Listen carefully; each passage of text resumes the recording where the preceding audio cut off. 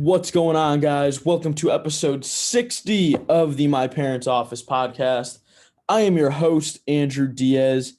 Today I'm going to go over actually my mock draft on the first part of the episode, and we're going to hop into an interview with Enfield native and Springfield College alum Chaz Ruffin. That was an awesome interview. It's great talking to him.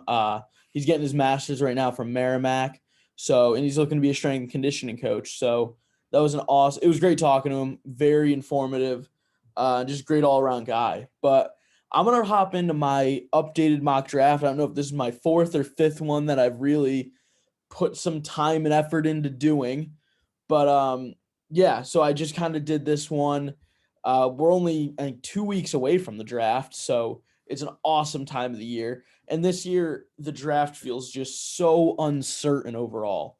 It's the first about, I think, two picks are really the only ones you can guarantee a lock, with Jacksonville taking Trevor Lawrence at 1 and the Jets taking Zach Wilson out of BYU at 2.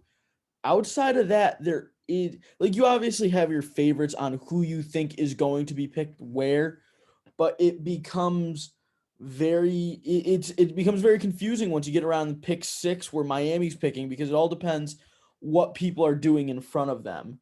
And that's going to be a common theme throughout the entire draft. It's going to be one big domino effect if this guy goes 2 picks earlier than a team that really wanted him. But so, like I said, at 1 and 2, I think it's a lock. Trevor Lawrence out of Clemson to Jacksonville. That's been a lock since Jacksonville secured the number 1 pick. The Jets get 2. I really think they could, if they had kept Darnold, I would have said go Penei Sewell. I think Penei Sewell is the best player in the draft, the offensive tackle out of Oregon. And the second best, I think, is Kyle Pitts, the tight end out of Florida. Just so versatile, so athletic. At 3, San Francisco trades up. They secure this pick. They're obviously going quarterback. I don't know what they're going to do with Jimmy G. Is he going to be a backup? Is he going to stick around and compete with Trey Lance, who I have going 3rd? Is that the move they go with? I'm not sure, but I do think Trey Lance gets picked. Very uncertain about what he can do. He played FCS football, but, I mean, he played at the highest level of FCS. He played at a national championship school. At 4, I've been saying it all along, Atlanta is done with Matt Ryan. Matt Ryan will ride out the rest of the year, play maybe 8 games, get taken over by Justin Fields, the Ohio State quarterback. He showed his toughness in the college football playoff, and that was the biggest thing. I mean, I think Lance's mechanics in like a pro day scenario look better, but Fields, when he's actually playing, feels like a better player. And I think Atlanta actually wins with San Fran taking Trey Lance the pick before. 5, it feels obvious. Penei Sewell to Cincinnati. Everybody wants them to go get weapons like Jamar Chase or Kyle Pitts. You need to protect Joe Burrow. Joe Burrow is your future. How do you expect him to stay healthy? He's coming off an injury. He's coming off a torn ACL. How do you expect him to stay healthy if he doesn't have a monster at left tackle? It's really the biggest need. Sewell's the best player in the draft. Super athletic, put up good numbers at his pro day. All around, I don't think there's going to be another guy in the draft like him for at least another 5 years. 6, I have the LSU receiver Jamar Chase coming off the board to Miami. I just like this fit overall. 2 is young. It's a very young core. I think they have maybe like one guy over 30 on that entire roster, which is outrageous. So I think this could be the year they really compete with Buffalo. I think the AFC East is going to be a bloodbath division. Buffalo's really good. Miami looks good, and New England bolstered up on weapons. The Jets are the Jets. Detroit, they're going to take a corner here. I think they're going to go J.C. Horn. Horn is a tremendous press cover corner, and just overall, I think is the best corner in the whole draft. You could argue Surtain the second, and I'm not going to argue against that. He's a very good player too, but J.C. Horn just fits. They're hoping he turns out better than last year's rookie corner, Jeff Okudah, who they took with the number 3 pick. That was a bummer pick. Okudah did not look good, and he felt like a surefire thing. Horn's super physical, though. I love him at 7 here to Detroit. Now, the second best player in the draft comes off the board. Kyle Pitts, the tight end out of Florida, can play tight end. He can play receiver, But all I know is he is going to be a big-time weapon for Sam Darnold. And I love this pick right here. If he slips to 8, this could be huge. Number 9, the Denver Broncos are picking. They are moving on from Drew Lock. I don't like saying it, but because I'm a big Drew Lock fan, I liked him at Missouri when he was doing his little gun dance against Texas in the bowl game. But I think they're taking Mac Jones here. Jones looks pro ready. He just feels pro ready. I don't know if they'll move on from him right away, but especially with the weapons they have, Noah Fant, Tim Patrick, Deshaun Hamilton, Cortland Sutton, it feels like a safe pick here. I mean, they could go Micah Parsons, address the issues they have at linebacker, or go corner with Surtain. But I expect to see if Mac Jones still on the board, him to go at 9. 10, the Dallas Cowboys are going to go corner, and they're going to take Surtain the second. You lose Byron Jones. You lose Chidobe Awuzie. You don't have anybody as a corner 1. So Surtain the second, they're going to hope can be that corner number 1. 11, the Giants need, I think, maybe one more weapon to kind of push that offense over the top, give Daniel Jones a little more help. I think they go Jalen Waddle out of Alabama. I think he's a better player than Devontae Smith, second best receiver in the draft behind Jamar Chase. Great pick here by the Giants. And then the Heisman winner, Devontae Smith, I think is going to go to their division rivals, the Philadelphia Eagles at number 12. I mean, I don't hate Devontae Smith. I mean, he balled out in college, but I just don't think he's on the same level as Jalen Waddle or Jamar Chase really is. 13, Rashawn Slater, one of my favorite guys in this draft. He just overall, he was one of the biggest guys that benefited from the Big Ten. When they canceled their season, it seemed like a big bummer, and I was bummed about it. But when they brought it back, he ultimately benefited the most because he was able to show what he could do on big stages against big-time pass rushers. Slater here, I really wish he could drop one more pick to my Vikings, but it's the same case scenario, I think, with Cincinnati. You have a young quarterback. You need to protect your young quarterback. If you're not protecting your young quarterback, you're doing a disservice to him. Slater can play guard, tackle, wherever you need him. 14, the Vikings go O-line. I feel like it's really a toss-up between Kwity Paye, an edge rusher out of Michigan, which I would like. He plays much like Everson Griffin, who was once a great Viking pass rusher. But I like Elijah Vera Tucker out of USC. Kid is a monster. He has shorter arms, so he's going to be limited to playing guard. But the Vikings need a guard. Ezra Cleveland's going to kick out to left tackle. Brian O'Neill's been good. Garrett Bradbury's not bad. And then I hope we can either sign like a guy like Trey Turner to fill in at maybe right guard. Maybe. I don't know. I would like that a lot. That would be the ideal situation. But Vera Tucker at 14 to the Vikings. 15, Micah Parsons, I think, is really a top 5 player in this draft. He didn't benefit from opting out of the season because of coronavirus. Had he played, he would be a top 5 pick. I really believe that. Maybe, I don't know about, actually, top 5 is a little strong because of the teams that are going to draft a quarterback. I think the first 4 picks are quarterbacks, but he would be a top 5 non-quarterback in the draft. He's a freak of nature, and I don't think a lot of people realize how good he was the year before he opted out at Penn State. He is an awesome player, will be very, very, very good next to a guy like Dante Hightower. 16, Arizona goes corner, and I like this pick. I actually watched this guy a decent amount this season when I was watching Northwestern play against Ohio State, and because I was also watching Rashawn Slater playing. Greg Newsome II is a little bit smaller for a corner. He's a smaller player, but he is a ball hawk, and he is not afraid to bite your ankles on a tackle. He is a real good player. I think losing Pat Pete for the Cardinals, Pat Pete goes over to the Vikings. Very, very, very tough to replace a veteran guy like that. Greg Newsome could do the job. 17, the Vegas Raiders. I think you're going to take Kwity Paye off the board, the Michigan edge rusher.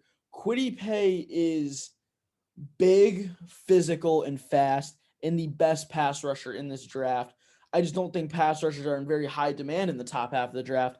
That's why he's going to go at 17. Not a knock on his talent, but I just don't think the top teams in the draft have a very specific need, and the needs can be filled. 18, the Dolphins are back on the clock. I think they're going to go offensive tackle to protect Tua Tagovailoa with Christian Darrisaw out of Virginia Tech. I like Darrisaw a lot. I actually wouldn't be mad if the Vikings picked him at 14. He's very long. He's not great in the pass game, but gets beat, gives up some holding penalties. He's a monster in the run game, but I mean, if he can latch onto you in the pass game, you're done for if you're an edge rusher. 19. I have the Washington football team going offensive tackle actually too, because Morgan Moses has been banged up. You lose Trent Williams. Those are two tough losses to have. And whoever's going to be playing quarterback, whether it be Fitzmagic, Heineke, Alex Smith, I honestly don't know who's going to be throwing the ball for them next year. But you need to protect whoever that may be. Brandon Sheriff is back. He didn't leave. Get a guy like Tevin Jenkins. He's big, he's physical, and played real well at Oklahoma State. 20. I like the Chicago Bears going edge rusher here, taking Jalen Phillips out of Miami.